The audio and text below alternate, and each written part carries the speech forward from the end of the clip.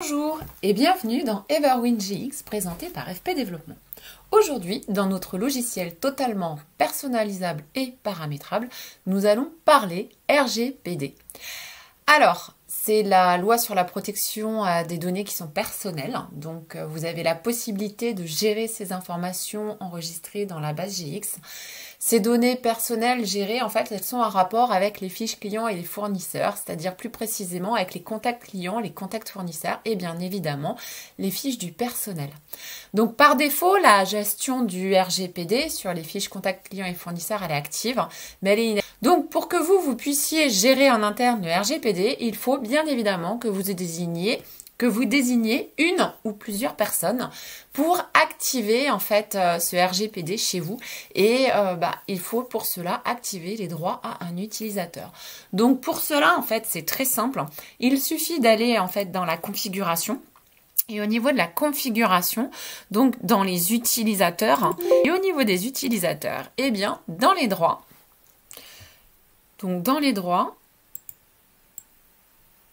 et donc là, dans les droits, au niveau des autres droits, ici, on va pouvoir cocher données personnelles. Voilà.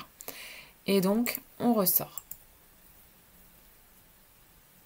Sur Everwin, derrière, si vous voulez donc activer ce RGPD, la personne responsable du RGPD devra rentrer sur une fiche client. Alors ici, j'ai pris une fiche client, donc contact client bien évidemment, et donc il faut faire action, données personnelles, actualiser la proposition. Vous avez ici un petit onglet RGPD qui est présent sur la fiche, et donc ici on voit le statut actuel donc visible et l'action impérative consentement. Donc comment cela se passe ?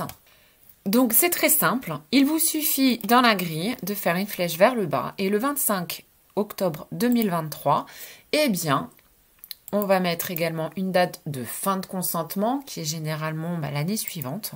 Donc, on va partir sur octobre 2024 et donc le 20. On va partir sur un an.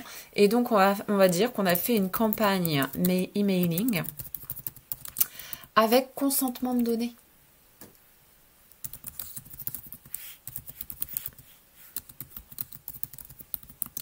Le 20 octobre, par exemple. Ok. Et donc ici, en statut, on va dire si la personne a donné son accord, si c'est toujours en demande, si elle n'a pas donné de réponse ou si elle a refusé. Ici, on va dire que nous sommes en accord. Et la nature, donc c'était une information commerciale puisque c'était une campagne emailing avec demande de consentement pour les données RGPD. Donc, nous pouvons remarquer dorénavant que ma fiche est complètement verte au niveau de l'accord RGPD. Nous avons enregistré le consentement de notre contact client et donc nous sommes OK en liaison avec la loi RGPD. Donc au niveau de ces fiches, moi ici je suis en vert. Alors en vert, donc l'action recommandée pour le RGPD, c'est de ne rien faire puisque nous avons obtenu le consentement. On peut également avoir une action recommandée sur le consentement et là, ça s'affichera en orange. Donc ça veut dire que c'est une fiche qui n'a pas d'activité depuis 12 mois, ni de consentement. Et donc il convient au minimum d'obtenir un consentement d'anonymisation provisoire de la fiche. Ensuite, c'est rouge, c'est une action impérative. Nous devons obtenir le consentement de la personne pour pouvoir garder la fiche. Donc ça veut dire qu'il n'y a pas d'activité depuis 36 mois, ni de consentement sur la fiche, et qu'il convient d'obtenir impérativement ce consentement ou d'envisager une anonymisation définitive de la fiche. Ensuite, si vous cliquez sur les 3 petits points en bas de la fiche, vous pourrez avoir accès aux informations, à savoir une grille qui indique toutes les personnes qui ont consulté la fiche de ce contact client. Voilà. Donc, au niveau de la fiche contact fournisseur, c'est le même principe de fonctionnement que pour les contacts clients. Nous allons donc passer au fonctionnement du RGPD dans la fiche personnelle. Donc, l'action recommandée ne dépend pas du consentement saisi dans la fiche, mais uniquement du statut du salarié. Si le salarié est actif, l'action recommandée, elle va être visible. Le décompte pour que l'action recommandée ou impérative passe à anonymisation se fait par rapport à la date de sortie du salarié de la société, en fait.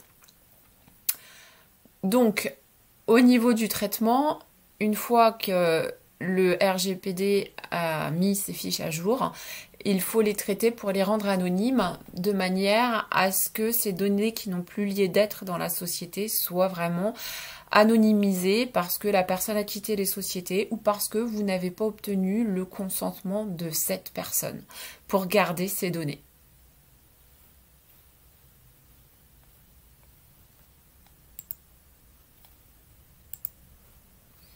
Donc ici, j'ai une personne qui est toujours dans la société et nous avons bien son accord. Maintenant, si vous devez rendre anonyme une fiche, c'est très simple. Ici, dans l'onglet d'action, on va pouvoir aller... Donc c'est très simple. Donc ici, dans l'onglet toujours données personnelles, on peut rendre anonyme une fiche, soit provisoirement, soit définitivement. Voilà. Donc, si je dis provisoire, ça me confirme la demande d'anonymisation provisoire de ma fiche. Et si je dis oui, voilà, ma fiche est devenue provisoirement anonyme. C'est-à-dire que personne ne pourra consulter les données concernant cette personne. Voilà.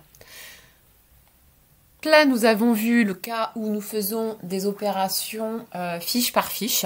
Maintenant, nous pouvons également réaliser des traitements de masse grâce au sous-dossier RGPD qui est dans mes listes. Donc, si je vais dans mes listes et que je clique sur RGPD, ici, nous voyons un tas de listes, par exemple, des fiches candidates à l'anonymisation.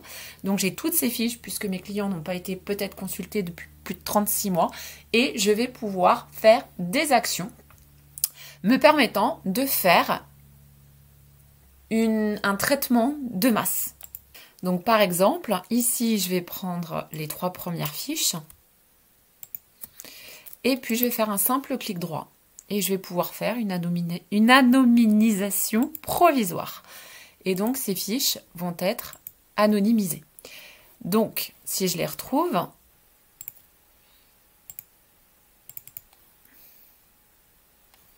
on voit qu'ici, mes fiches ont bien été anonymisées. Voilà.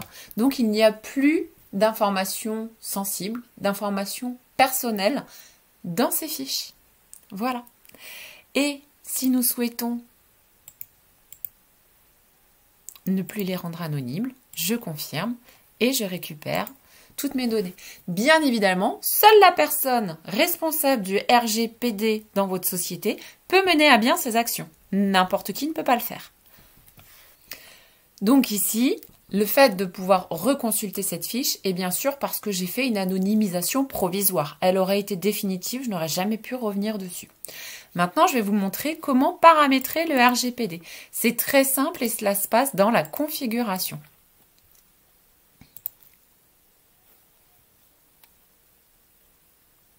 Dans la configuration, vous passez donc par la RGPD et ici, vous avez les règles des consentements que vous pouvez modifier.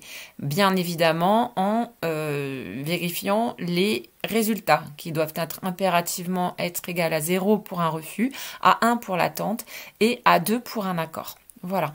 Ici, vous pouvez donner les natures. C'est-à-dire qu'en fait, vous pouvez donc avoir un droit à l'image, une demande de droit à l'image, une demande d'information commerciale, des newsletters et dans les vœux. Vous demandez les consentements à chaque fois à vos partenaires. Et donc ici, vous pouvez dire si c'est donc en interne, puisque le droit à l'image va être plutôt lié souvent à la partie fiche personnelle, où on peut mettre la photo de ses salariés, et externe pour toutes les personnes à qui on demande leur consentement via des newsletters, ou via des infos commerciales, ou via des vœux. N'oubliez pas de proposer à l'issue de vos mails, à la fin de vos mails, toujours un consentement. Voilà. Donc ensuite, nous avons également les règles. Donc en fait, c'est recommandé d'actualiser tous les 12 mois vos propositions RGPD et c'est impératif au moins tous les 36 mois. C'est vraiment ce qui est recommandé. Ensuite, dans l'exécution, on peut voir en fait d'actualiser toutes ces propositions d'action et on voit que nos dernières propositions d'action effectuées ont été faites aujourd'hui. Voilà. J'espère avoir répondu à vos questions concernant la RGPD qui est inclus dans Everwin GX, notre logiciel personnalisable et paramétrable qui répond forcément aux critères légaux. Voilà. J'espère que cette démonstration vous a plu et je vous souhaite une belle journée.